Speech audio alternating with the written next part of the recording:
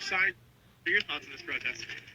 Well, these guys are paid. They're so organized. I mean, it's less than even 24 hours. They got hundreds of signs made. It's almost like they have a print shop made. The answer is yes. These are paid protesters. The question is by who? So let's take a closer look. Major protests have been happening across the United States in support for Maduro, especially in these cities right here. Did you notice how it said Chinese? Yeah, Chinese. Listen to this. Chinese Communist Party linked nonprofit is behind the Maduro protests. The People's Forum has admitted to receiving over $20 million from some guy, Neville Singham, an individual with well-documented ties to the CCP and living in Shanghai. Imagine that. And of course, the funds were funneled by shell companies and donor-advised funds per a House committee report released in 2025. The People's Forum has hosted events and courses pushing CCP propaganda, glorifying the Chinese Revolution and partnering with pro-PRC groups. Why are we allowing them to exist in America? But anyway, if you paid attention to these protests, you'd notice a lot of them had the same signs and they were all doing the same chants, saying the same slogans.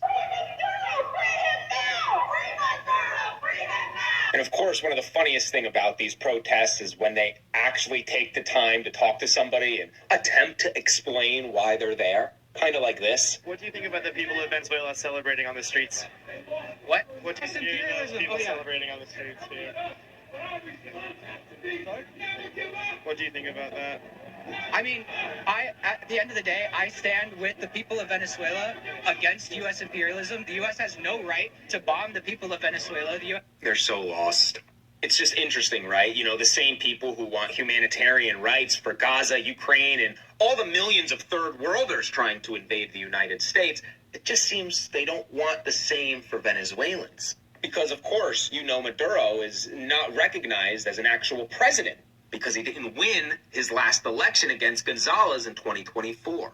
In fact, you might wonder how I know that, and Senator Chris Van Hollen told us that. You remember Mr. Kilmar Abrego Garcia himself. He told us that. Here you go.